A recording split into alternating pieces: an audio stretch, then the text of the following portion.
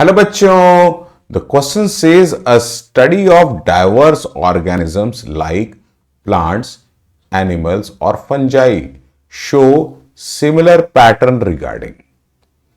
तो अगर देखा जाए तो इसमें ऑप्शन ए बोल रहा है एक्सटर्नल मॉर्फोलॉजी, ऑप्शन बी बोल रहा है इंटरनल स्ट्रक्चर, ऑप्शन सी बोल रहा है physiology and option D is saying sexual mode of reproduction. तो देखो, इन तीनों ऑप्शंस में से अगर मैं प्लांट को देखूं, एनिमल्स को देखूं, फंजाई को देखूं, तो एक्सटर्नल मॉर्फोलॉजी में तो आप खुद ही देख सकते हैं कि बहुत डिफरेंस है।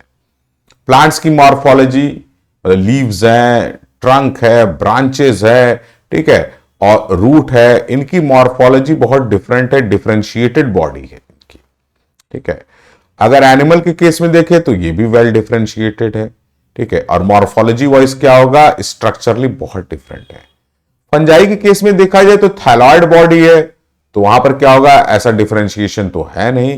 तो एक्सटर्नल मॉर्फोलॉजी में क्या है कि इनके बहुत ज्यादा डिफरेंस, इसलिए एक्सटर्नल मॉर्फोलॉजी वो एक्सेप्टेबल ऑप्शन नहीं है, मतलब option A is incorrect. Moving to option B, इसमें बोला इंटरनल स्ट्रक्चर, तो ये भी इनकरेक्ट है। रीजन बीइंग, अगर मैं एक प्लांट को देखूं तो प्लांट में क्या होगा, मान लो मैं स्टेम को ही देखता हूं तो उसमें क्या होगा, एपिडर्मिस है, कॉर्टेक्स है, इंडोडर्मिस है, पेरिसाइकिल है, वस्कुलर बंडल है, पित्त है। क्या ऐसा एनिमल में पाया जाता है या ऐसा फंजाई में पाया जाता है? ऐसा नहीं पाया जाता है, ठीक है। तो उस कारण से क्या होगा, और एनिमल में भी ऐसे ही है, इंटरनल ऑर्गन्स की स्ट्रक्चर वो एकदम अलग है, एकदम प्रॉपर ऑर्गन सिस्टम वहां पर प्रेजेंट है। तो इस कारण से इंटरनल स्ट्रक्चर्स में भी क्या होगा कि कोई सिमिलर पैटर्न नहीं।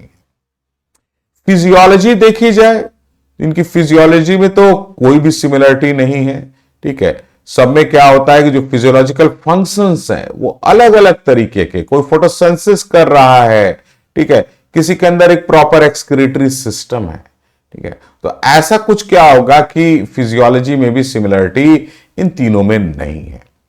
ऑप्शन डी से सेक्सुअल मोड ऑफ रिप्रोडक्शन, तो देखो सेक्सुअल मोड ऑफ रिप्रोडक्शन में क्या होगा कि यहां पर अगर देखा जाए तो गैमेट्स का फॉर्मेशन, मतलब बोला जाए तो गैमेटोजेनेसिस, गैमेटोजेनेसिस अगर देखा जाए, ठीक है, गैमेटोजेनेसिस, ठीक है। तो गैमेटोजेनेसिस हो गया, ये क्या है कि इसके अंदर जो है वो होगा।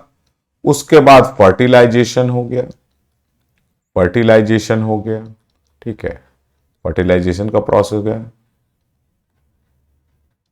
फर्टिलाइजेशन हो गया यहां पर, ठीक है। तो गैमेटोजेनेसिस हो गया, फर्टिलाइजेशन हो गया, फिर उसके बाद क्या हो गया कि देखा जाए तो पोस्ट जो फर्टिलाइजेशन इवेंट्स है, मतलब देखा जाए तो मैं इसको सम अप कर देता हूं, पोस्ट फर्टिलाइजेशन इवेंट्स,